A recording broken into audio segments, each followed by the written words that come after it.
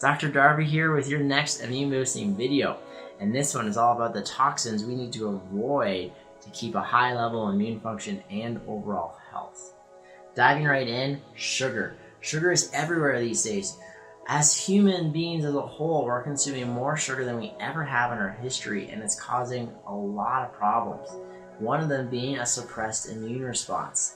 And how it's doing that is sugar directly competes for absorption in our body with vitamin C.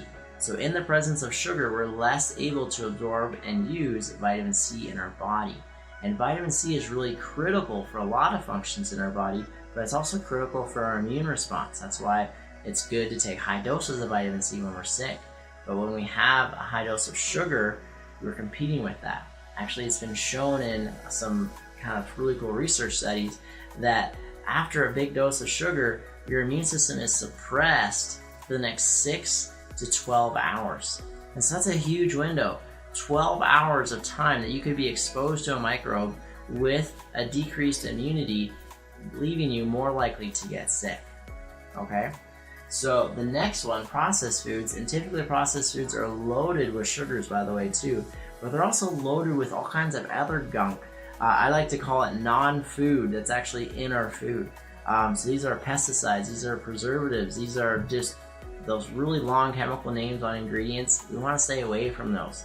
Typically these are really calorie dense, which leads to kind of obesity and increased fat, but also nutritionally they're pretty much absent. There's not a lot of nutritional value to these foods.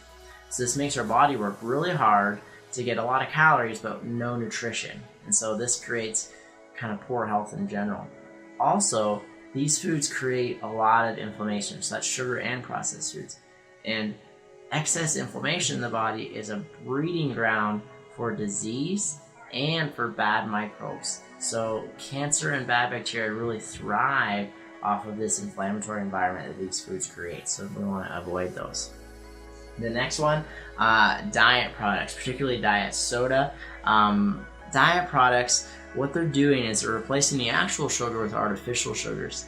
These really disrupt our glucose metabolism, our sugar metabolism in our body, and it really confuses the body. To the point where this has been shown over and over again, historically, people that use these products for weight loss actually end up gaining weight because it just messes with the body and how it handles sugar.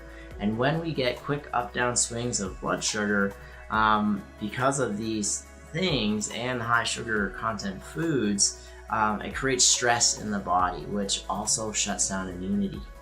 In addition to that, the things that they're using to create the artificial sugars are known neurotoxins. Aspartame is a huge one. Aspartame is known to irritate and disrupt normal nerve function. So your nerves and your brain control everything in your body.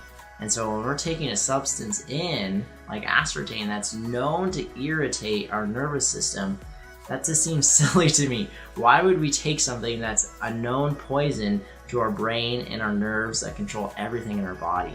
So we want to stay away from that.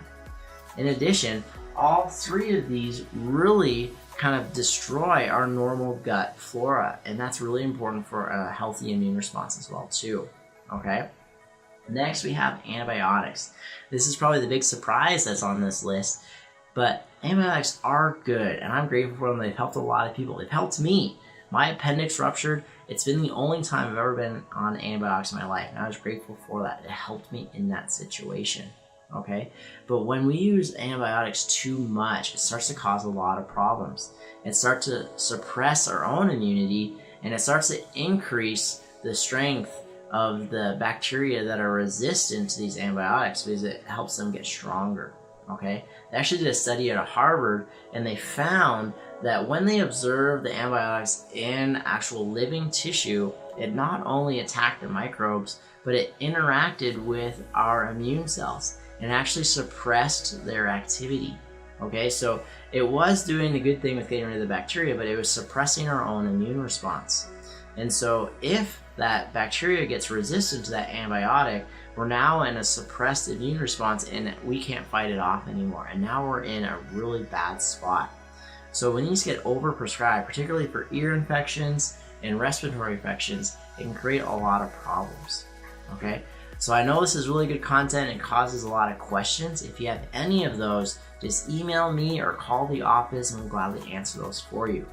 In addition to just avoiding these, we want to stay proactive with our health, like avoiding these just in general, but then also with our other things too, with getting adjusted, eating well, avoiding these toxins, handling our stress well, making sure we're getting enough rest and enough exercise. Okay, so those are the keys that we talked about in the other videos as well too. I look forward to seeing you in the future.